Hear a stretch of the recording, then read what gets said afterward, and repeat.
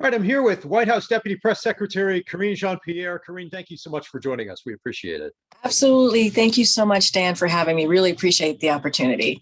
Want to ask about these new requirements and some of the controversy that they might be causing. Indiana's Attorney General, for instance, comparing the president's new requirements to the actions of a dictator, in his words. He's also looking into potential legal action. What's your response to that? And is that kind of backlash inevitable at this point? Look, I mean, the president was very clear, Dan, when he spoke yesterday about how he is moving forward his administration, this whole of government approach on combating this COVID pandemic that we have been living with for over a year now. And for the president, he's been very clear about this. This is not about politics. This is about saving lives. This is about making sure that we're getting more people vaccinated. This is about decreasing hospitalizations and deaths, right, from COVID-19, keeping schools open, our economy open. And right now we're seeing a great portion, a good portion, sadly, a high portion of our children who are now, being infected with COVID-19. And we have to understand that if you're 12 and under, or under 12, the age of 12, you're not, and you're a parent, you're not able to vaccinate your own kids. And so we got to make sure that they are safe around the people now that schools are open, that the people around them at schools, people around them at daycare. And so we have to continue to make sure that people are getting vaccinated. That is the only way that we get out of this pandemic. So again, this is not about politics. This is about saving lives. When the president walked into the White House, only 2 million people had gotten vaccinated. Now we fast forward to today, we have 175 million people vaccinated. 75% of folks have at least one shot in arms, one dose in arms. And so that is a great way forward. Those were the successes that we saw from the spring. So now we just have to double down and continue. And that's what the president wants to do. How and when will this requirement for private employers get rolled out? And are you anticipating action in the courts soon over that particular matter? Well, I can't speak to the action in the courts, Dan, but what I can say is the Department of Labor, they have the right when they see a grave danger, right? When we're talking about the Department of Labor among workers, to act.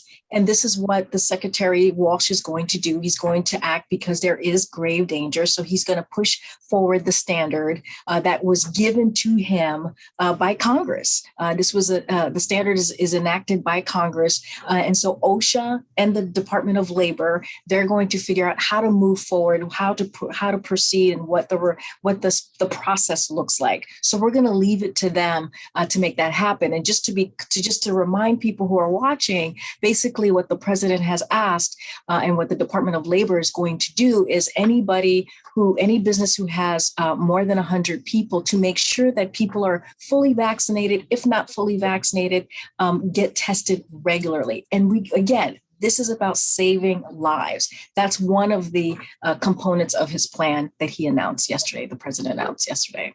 President Biden, when he was running for president, said he didn't favor the idea of mandating the vaccine. What was the specific turning point that forced a change in his thinking on this?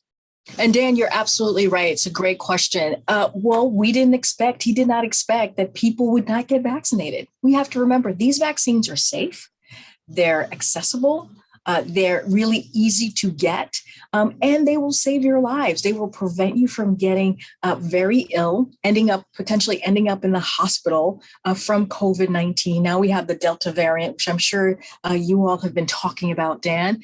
And so we have to make sure that we do everything that we can to save lives, protect people. So that's what he didn't anticipate. He didn't anticipate that people wouldn't go out there, that 25% that we're talking about wouldn't go out there and get vaccinated. So these these vaccination requirements, which is what we're calling them, have actually worked.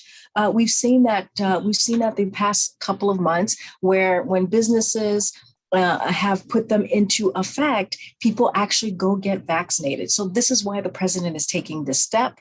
And we want to make sure that, again, people are getting vaccinated so we can beat this pandemic, beat COVID-19, and get on the other side of this. What level do we need to reach here in terms of increasing that percentage of Americans getting the shot, and how close can we get to that mark with these specific moves?